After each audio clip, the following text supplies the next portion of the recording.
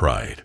The Krillian war chamber hummed with the sound of 1,000 tactical displays, each one showing the movements of fleets across distant star systems. The room itself was a masterpiece of military engineering, carved from a single piece of black volcanic glass and suspended in the heart of the Dominion's greatest warship. Admiral Thexka stood at the center of it all, his four arms moving in precise patterns as he manipulated holographic battle maps that floated in the air around him. The Krillians were proud of their military perfection. For 3 centuries, they had conquered every species they encountered through what they called the doctrine of calculated supremacy. Every battle was planned down to the smallest detail. Every ship movement was predetermined. Every enemy reaction was anticipated and countered before it could happen. War, to the Krillians, was nothing more than mathematics made manifest in space. General Vextar entered the chamber with the confident stride of someone who had never known defeat. His exoskeleton gleamed with the purple markings that indicated his rank, and the neural implants along his elongated skull pulsed with data from the fleet's tactical network. Behind him walked his tactical staff, each one a specialist in a different aspect of orbital warfare. "Admiral," Vextar said, his voice carrying the harmonic undertones that made Krillian speech sound like music to most species, "the preliminary scans of the human settlement are complete. The results are even better than we hoped." Thexka turned from his displays, his large compound eyes reflecting the blue light of the tactical projections. "Show me," he commanded, and the air between them filled with a 3-dimensional map of the New Haven system. The human colony world hung in space like a blue and green jewel, surrounded by orbital stations and defended by what appeared to be a small fleet of ships.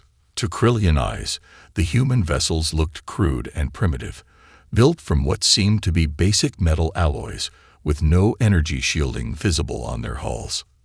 "Observe," said tactical specialist Kethri, pointing to the human ships with one of her many tentacles. "Primitive fusion drives, kinetic weapons, and what appears to be chemical-based armor plating. Their largest vessel masses only 40,000 tons. By comparison, our smallest destroyer masses 100,000 tons. Vextar's mandibles clicked together in what passed for a smile among his species. The humans have been in space for less than 2 centuries. They are children playing with dangerous toys. How many vessels do they have? 17 ships in total, Kethri replied.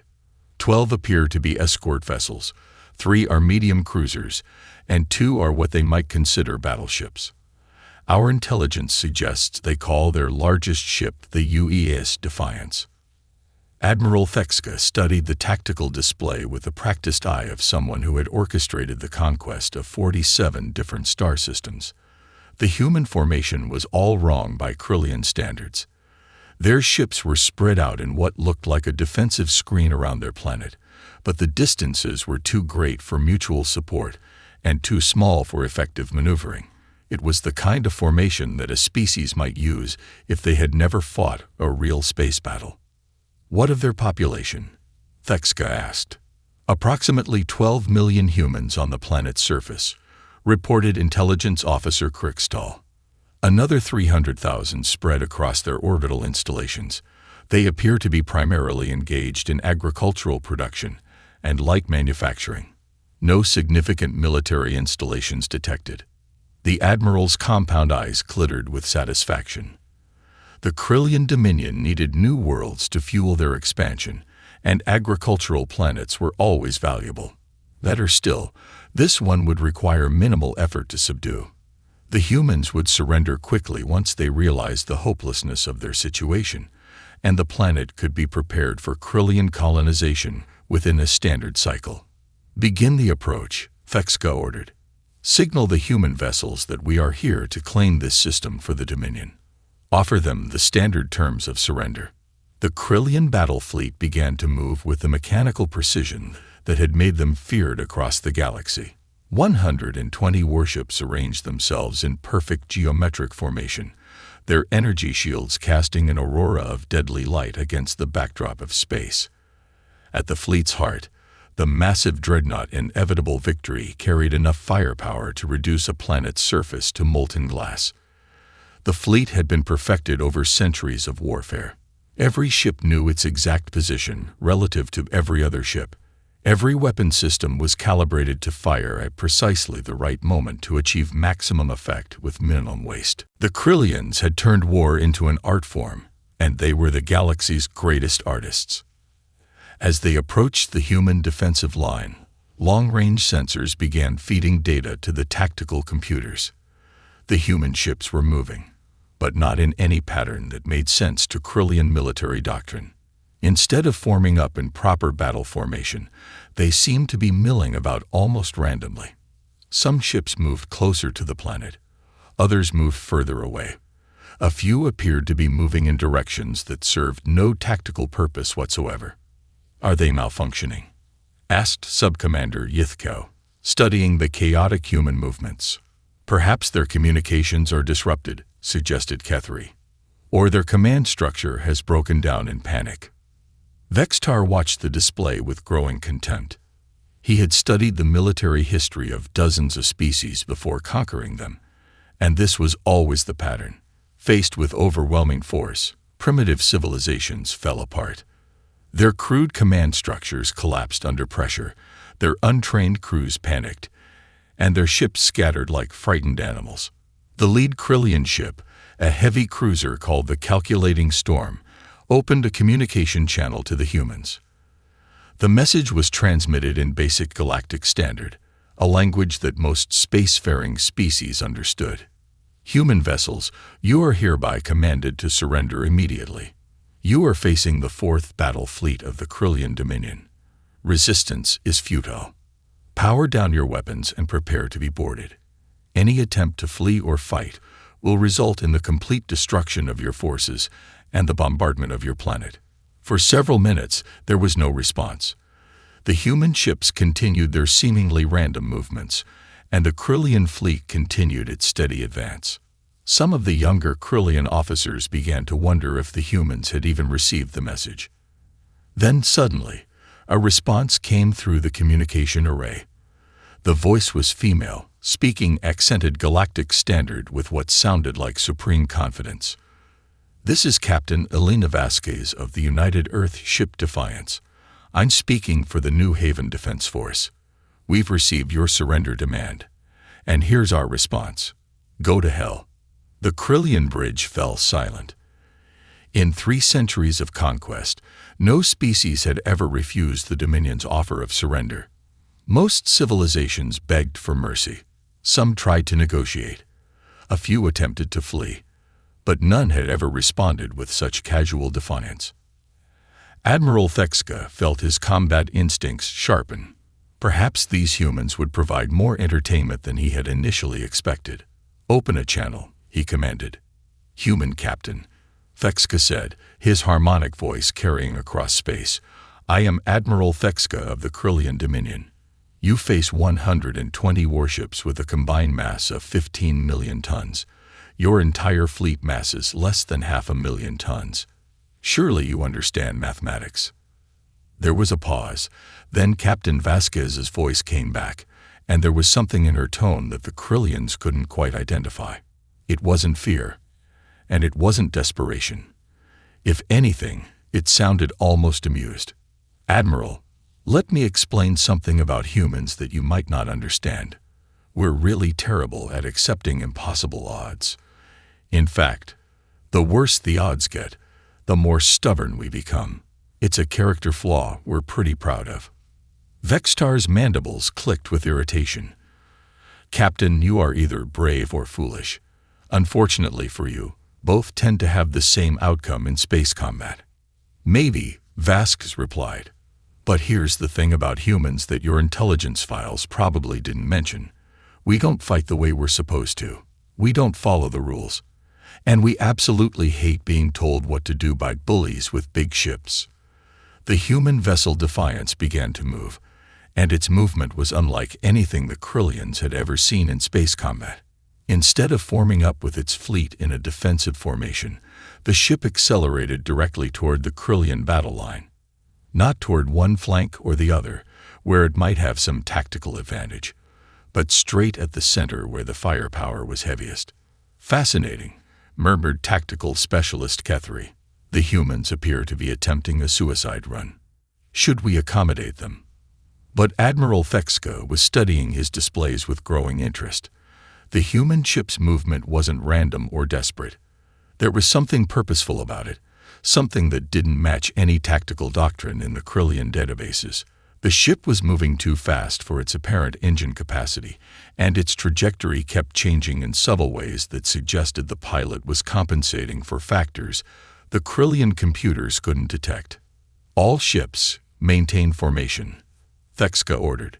"Let them come. We'll destroy them and then proceed with the planetary bombardment." But even as he gave the order, something nagged at the Admiral's tactical instincts.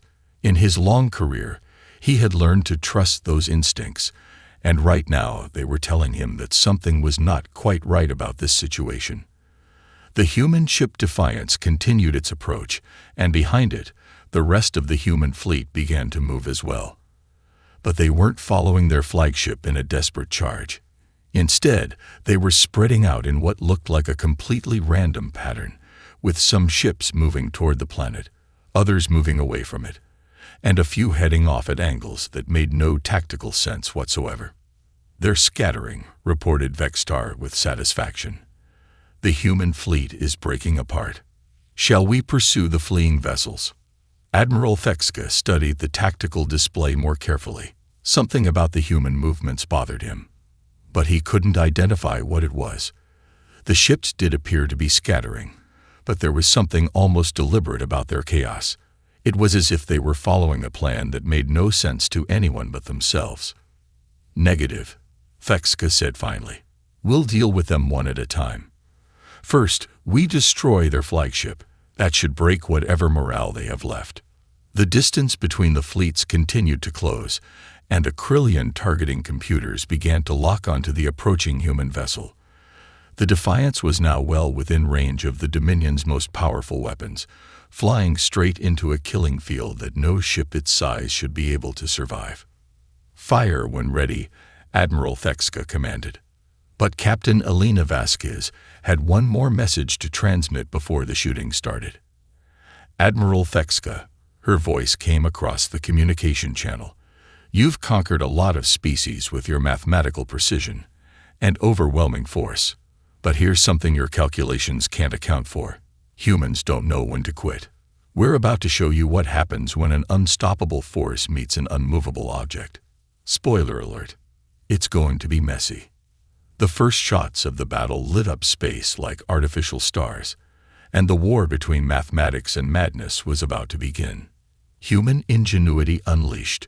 The first volley of Krillian plasma fire illuminated the darkness of space with deadly beauty. 47 energy beams, each capable of vaporizing a small asteroid, converged on the position where the UES Defiance should have been.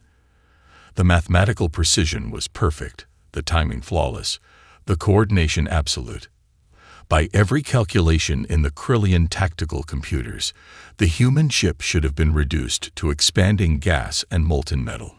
Instead, the beams struck empty space. Admiral Fekska stared at his tactical display in confusion.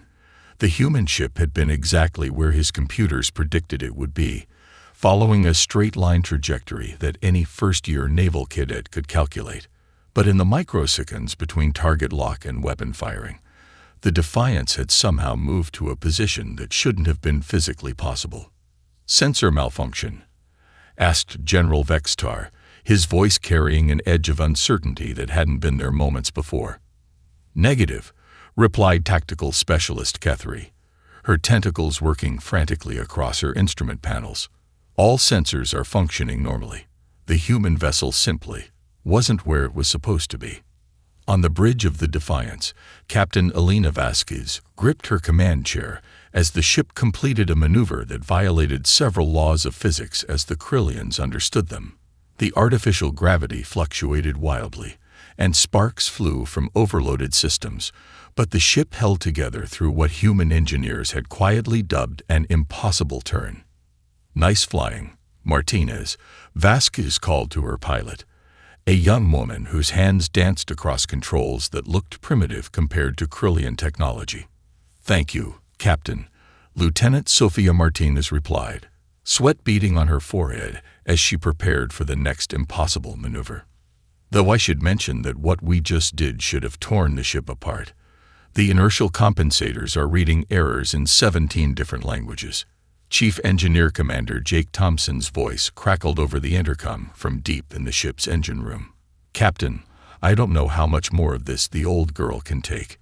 We're running the fusion reactors at 130% of rated capacity. The gravitational field generators are operating in configurations that don't exist in the manual, and I'm pretty sure we just invented 3 new types of physics violations." Vasquez allowed herself a tight smile. "Just keep us flying, Jake. We only need to hold together for a few more minutes." The truth was, the Defiance was performing exactly as designed, though no Krillian would have believed it possible. Humans had entered space with different assumptions about how ships should work, where other species built vessels that were marvels of efficiency and precision. Humans built ships that were designed to be pushed beyond their limits by crews who didn't know the meaning of the word impossible. The human ship's apparent randomness was actually the result of careful planning. Every impossible maneuver had been practiced thousands of times in simulation. Every system overload was within acceptable parameters. Every physics violation was actually an exploitation of principles that more advanced species had dismissed as impractical. "Second volley incoming," reported Lieutenant Commander Sarah Chen from the tactical station. "Same targeting pattern as before." "Then let's not be there when it arrives," Vasquez replied. "Martinez, execute pattern Gamma 7. The Defiance suddenly accelerated in 3 directions simultaneously, a maneuver that should have been physically impossible, but was actually the result of human engineers learning to use gravitational field manipulation in ways that textbooks said couldn't work. The ship twisted through space, like a fish swimming through water, following a path that the Krillian targeting computers couldn't predict because it wasn't following any logical rules. The second Krillian volley missed by an even wider margin than the first. Admiral Thekska felt something he hadn't experienced in decades. Uncertainty. The human ship was moving in patterns that made no sense according to any military doctrine he knew. Worse, it was accelerating toward his fleet in a way that suggested the humans actually intended to engage in close combat. "Analysis," he demanded. Kethry's reports came rapid fire. The human vessel appears to be using some form of gravitational manipulation to achieve impossible acceleration curves. Their ship mass keeps fluctuating in ways that suggest they're somehow altering their relationship with local spacetime. And their trajectory. She paused, double-checking her readings. Their trajectory suggests they intend to ram the inevitable victory. "Impossible," Vextar declared. "No captain would attempt a ramming attack against a dreadnought. It would be suicide." But Thekska was beginning to suspect that humans might have a different relationship with suicide than other species. "Increase fire rate," he ordered. "All ships focus on the human flagship. Destroy it before it can reach us." The Krillian fleet opened up with everything they had. Plasma beams, quantum torpedoes, and gravitational disruptors filled space with enough energy to sterilize a moon. The barrage was so intense that it created its own light, visible from the human colony world 15 million kilometers away. And somehow, impossibly, the Defiance flew through it all. The human ship twisted and turned through the storm of fire like it was dancing. Where Krillian vessels would have used shields to absorb damage, the Defiance simply refused to be where the weapons were aimed. It spun along its longitudinal axis while simultaneously rotating around a changing center of gravity, creating a flight pattern that looked more like abstract art than military tactics. "How are they doing that?" Vextar demanded, watching his fleet's concentrated firepower fail to hit a single target. But Admiral Thekska was beginning to understand. "They're not trying to survive our attack," he said slowly. "They're trying to confuse our targeting systems. Every impossible maneuver forces our computers to recalculate. Every physics violation requires our tactical algorithms to account for new variables. They're not flying randomly. They're flying specifically to break our mathematical models. It was brilliant, and it was completely insane. The humans were sacrificing efficiency, safety, and common sense to achieve one goal: making themselves unpredictable. Where Krillian doctrine emphasized perfect coordination and calculated results, human doctrine apparently emphasized chaos and improvisation. The Defiance broke through the Krillian firing line and suddenly opened fire with its own weapons. But instead of the energy weapons that every civilized species used for space combat, the human ship fired solid projectiles. Chunks of metal accelerated to incredible velocities by electromagnetic fields. The projectiles struck the Krillian heavy cruiser methodical destruction with devastating results. Where energy weapons could be deflected by shields, kinetic rounds simply punched through them like they weren't there. The beautiful crystalline hull of the Krillian ship cracked and shattered as primitive human bullets moving at relativistic speeds tore it apart from the inside. They're using kinetic weapons, Kethri reported in shock. Solid projectiles. How barbaric. But barbaric or not, the weapons were effective.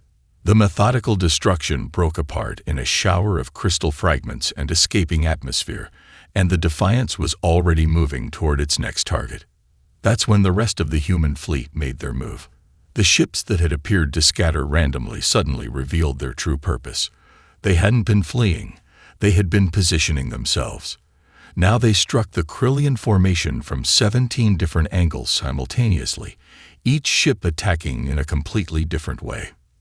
The escort vessel Tenacious attacked by accelerating to ramming speed and then launching its entire complement of kinetic rounds at point-blank range before veering away.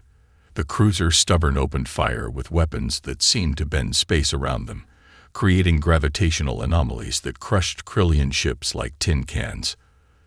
The destroyer Reckless did something impossible and teleported behind a Krillian battle line, appearing in a flash of twisted spacetime to attack from the rear.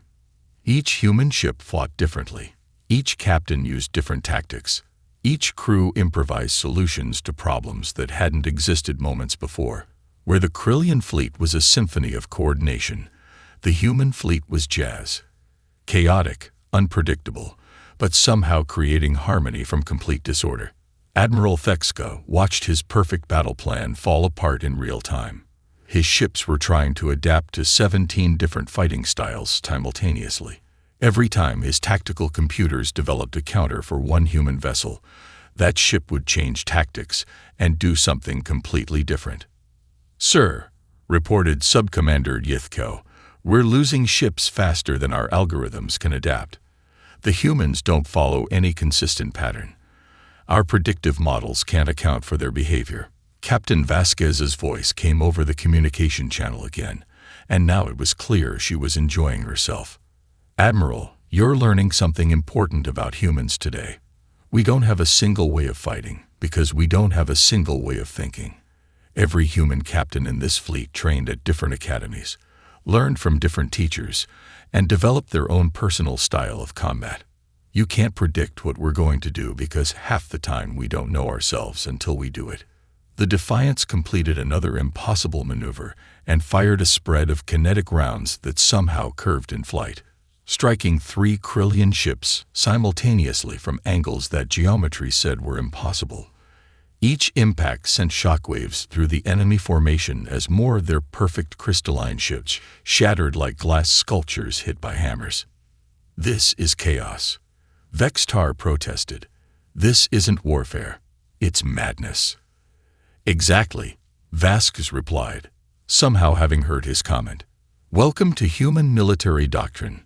We call it organized chaos, and we've been perfecting it for centuries. The trick is to be just crazy enough that your enemy can't predict you, but not so crazy that you defeat yourself." The battle had become a running fight through the outer system, with human ships appearing and disappearing in flashes of distorted spacetime, while Krillian vessels tried desperately to bring their superior firepower to bear on targets that refused to hold still long enough to be hit. But the humans were taking damage too. The escort vessel Determined had lost half its hull to a lucky Krillian shot, but continued fighting anyway, its crew somehow keeping the ship operational despite having no right side. The cruiser Persistent had lost all its main weapons and was fighting with backup systems and improvised weapons that shouldn't have worked but somehow did. "Captain," Lieutenant Commander Chen reported, "we're down to 40% combat effectiveness across the fleet. How much longer can we keep this up?" Vasquez studied her tactical display, where 17 human ships continued their chaotic dance around 87 remaining Krillian vessels. The odds were still impossible, but they were getting better. "Long enough," she replied. "Jake, how are those experimental modifications coming along?" Chief Engineer Thompson's voice came back excited. "Almost ready, Captain. Fair warning. This is going to either save us all or create a very pretty explosion visible from 3 star systems." "Those are the best kind of modifications," Vasquez replied. "Do it." Deep in the Defiance's engine room, Commander Thompson activated systems that existed in no technical manual and violated several fundamental principles of engineering safety. The ship's fusion reactors, already running beyond their design limits, were suddenly connected in series with the gravitational field generators and the main weapons array. The result was something that no sane engineer would ever attempt. The Defiance became a weapon. The ship's entire hull began to glow with barely contained energy as every system aboard was channeled into a single purpose. The vessel stopped maneuvering and instead began accelerating directly toward the Krillian flagship, building up speed and energy for one final, impossible attack. Admiral Thexko watched the approaching human ship with a mixture of respect and horror. "They're going to ram us," he said quietly. "That ship is going to hit us at significant fraction of light speed." "Evasive maneuvers," Vextar ordered. But the inevitable victory was a dreadnought, built for firepower and durability rather than maneuverability. The massive ship began to turn, but it was too little too late. The Defiance struck the Krillian flagship not with its hull, but with a concentrated burst of energy that turned matter into pure light. The collision released enough energy to briefly outshine the system's star, and when the light faded, both ships were gone. But the battle wasn't over. Inspired by their captain's sacrifice, the remaining human ships pressed their attack with even greater fury. They had learned something important about their enemies. For all their mathematical precision, the Krillians couldn't adapt to chaos. Their perfect coordination became a weakness when faced with opponents who refused to be predictable. One by one, the Krillian ships fell. Some were destroyed by kinetic rounds that punched through their shields. Others were crushed by gravitational anomalies that human science shouldn't have been able to create. A few simply disappeared in flashes of twisted spacetime, victims of experimental weapons that worked despite violating known physics. When it was over, only 12 Krillian vessels remained out of the original 120. They limped away from the New Haven system, their perfect formation in ruins, their mathematical certainty shattered by an encounter with human unpredictability. The news of the battle spread across the galaxy at the speed of light, carried by automated beacon transmissions and refugee ships. The Krillian Dominion, masters of calculated warfare, had been defeated by a primitive human colony fleet, using tactics that made no sense and weapons that shouldn't have worked. In the weeks that followed, species across the galaxy began to reconsider their assumptions about warfare. Perhaps there was something to be said for chaos over order, improvisation over planning, and stubborn refusal to accept defeat over mathematical certainty. The humans, meanwhile, began receiving communication requests from dozens of species who wanted to learn more about this thing called organized chaos. Some wanted to form alliances. Others wanted training in human military doctrine. A few wanted to hire human mercenaries to defend their own worlds. Captain Elena Vasquez would never know how her sacrifice changed the galaxy. But in the wreckage of the Krillian fleet, drifting through the cold space near New Haven, her final message continued to broadcast on all frequencies. "This is what happens when you threaten human families. We don't know when to quit. We don't follow the rules. And we absolutely refuse to let bullies win. Remember that, and maybe next time you'll think twice before picking a fight with Earth. The age of human expansion had begun, and the galaxy would never be the same.